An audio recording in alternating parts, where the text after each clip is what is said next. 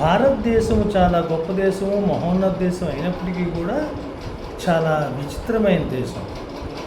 ఇక్కడ ఎన్నో కులాలు, మతాలు, ప్రాంతాలు ఇవన్నీ ఉన్నాయి. తర్వాత భాషలు చాలా ఎక్కువగా ఉన్నాయి. కాన్స్టిట్యూషన్ ప్రకారమే 22 అఫీషియల్ లాంగ్వేజెస్ ఉన్నాయి. 150 పైగా వేరే లాంగ్వేజెస్ ఉన్నాయి. కొన్ని లాంగ్వేజెస్కి అయితే అసలు లిపి ఉండదు. మీకు తెలుసు, లంబాడీ భాషకు లిపి ఉండదన్నమాట. అటువంటి భాషలు చాలా దేశంలో ఉన్నాయి. గిరిజనులు ఎన్నో భాషలు వాడతారు, వాటికి లిపి కూడా ఉండదు.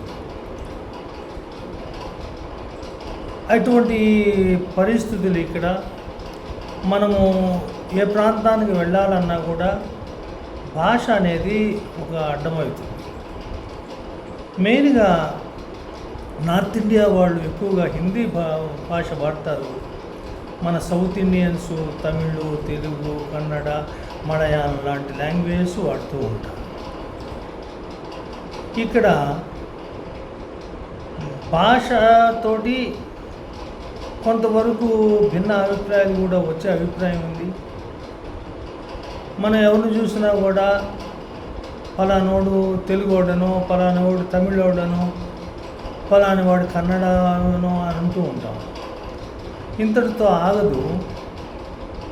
ప్రతి విషయంలో కూడా మనము తప్పులు ఎంచడానికి చూస్తూ ఉంటాం వేరే భాష వాళ్ళకి.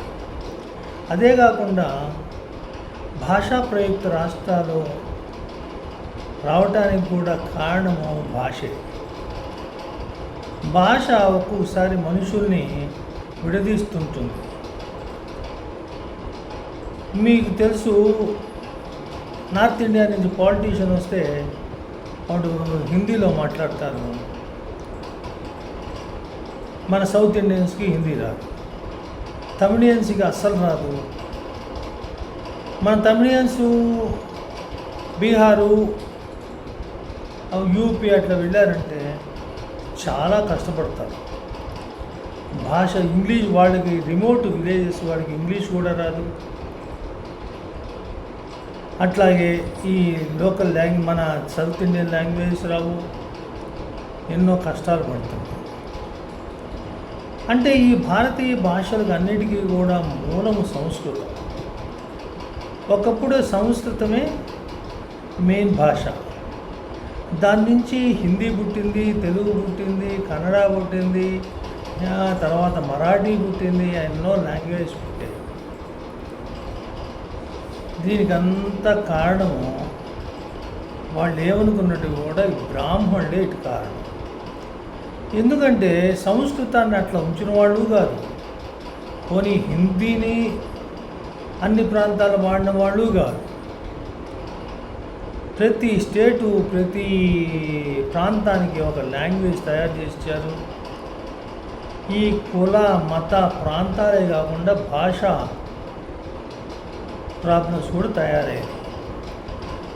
ప్రతి ఒక్కరికి కూడా మాతృభాష మీద విపరీతమైన అభిమానం ఉంటుంది. మీరు చాలామంది చూస్తూ ఉంటారు, మనము మాతృభాషను మర్చిపోతున్నాము, అంతా ఇంగ్లీషే చదువులు అయిపోయినాయి, అంతా హిందీ చదువులు అయిపోయినాయి అని చెప్తూ ఉంటాం. అంటే దాని అర్థం ఏమని, మన భాషలోనే మాట్లాడాలనే అభిమానం ఉంది,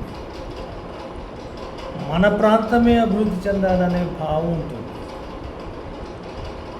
అదే అందరికీ కలిపి ఒకే భాష ఉంటే ఇన్ని భిన్నాభిప్రాయాలు ఉండేవి కాదు. మన భారతదేశము, హిందూస్థాన్ అంతా ఒక్కటే అనేది భావన ఉండేది. అది కాకుండా ఇప్పుడు ఉర్దూ అనేది కూడా లాంగ్వేజ్ వచ్చింది.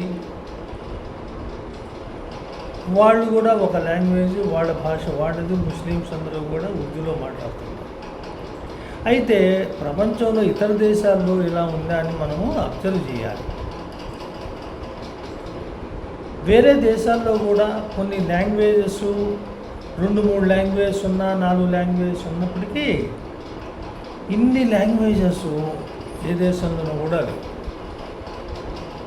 మీరు బ్రిటన్ తీసుకోండి, 97% ఇంగ్లీషే మాట్లాడతారు. జర్మనీ తీసుకోండి, 3-4 లాంగ్వేజెస్ ఉంటాయి. జర్మనీ మెయిన్ లాంగ్వేజ్ అంతా. అట్లా ఎక్కువగా ఒక లాంగ్వేజు ఎక్కువగా మాట్లాడతారు. మిగతా 2-3 లాంగ్వేజెస్, 5-6 లాంగ్వేజెస్ కొంచెం తక్కువ మాట్లాడే జనాలు ఉంటారు. అందువల్ల చాలా ప్రాబ్లమ్స్ తక్కువ వాళ్ళకి. కానీ మన దేశంలో ఇన్ని లాంగ్వేజెస్ ఇది మంచిదో కాదో మీరు ఆలోచించాలి. దీనికి మనం ఆలోచించి ఏం చేయాలి పరిష్కారం అంటే, సంస్కృతంనైనా ఒక దేశ భాషగా చెప్పాలి. అంటే దేశంలో ఉన్న అందరూ కూడా సంస్కృతమైనా చెప్పాలి, సంస్కృతమైనా నేర్చుకోవాలి, లేకపోతే హిందీ అయినా నేర్చుకోవాలి. అప్పుడే దేశ సమైక్యత కూడా కాపాడబడుతుంది, దేశ సమైక్యత అభివృద్ధి కూడా జరుగుతుంది. అందరి మధ్య ఒకటే ప్రేమాభిమానాలు కలుగుతాయి. ఇప్పుడు మా అపార్ట్మెంట్లో ఎదురు వాళ్ళు మార్వాడీలు ఉన్నారు. వాళ్ళు వచ్చి 5-6 ఏళ్ళు అయినా కూడా ఇంతవరకు మాకు వాళ్ళ భాష మాకు అర్థం కావట్లేదు, మా భాష వాళ్ళకి అర్థం కావట్లేదు. అట్లా ఎంతోమంది కొంచెం ఇబ్బంది పడుతున్నారు. ఇన్ని భాషలు ఉండటం మంచిది కాదేమో అనేది నా అభిప్రాయం. ఎందుకంటే భాషాభిమానం కూడా ఒక దురభిమానం. కులాభిమానము, మతాభిమానము, ప్రాంతీయ అభిమానం ఎలాగో భాషాభిమానం కూడా చాలా పెద్ద సమస్య. ఎందుకంటే ప్రతి కవి కూడా స్టేజ్ ఎక్కి చెబుతాడు, మన భాషను, మాతృభాషను కాపాడుకోవాలా, మన తెలుగుని కాపాడుకోవాలని చెప్తాడు. తమిళియన్స్ ఏమో మా తమిళ్ని కాపాడుకోవాలా, తమిళ భాష, తమిళ రాష్ట్రం కావాలంటారు, అభివృద్ధి చెందాలంటారు. కర్ణాటక వాళ్ళేమో మా కన్నడలోనే మాట్లాడాలి, కన్నడ అభివృద్ధి చెందాలి అని అంటారు. మలయాళీసు మలయాళమే అభివృద్ధి చెందాలి, మలయాళంలోనే మాట్లాడాలంటారు. North Indians హిందీలోనే మాట్లాడాలంటారు.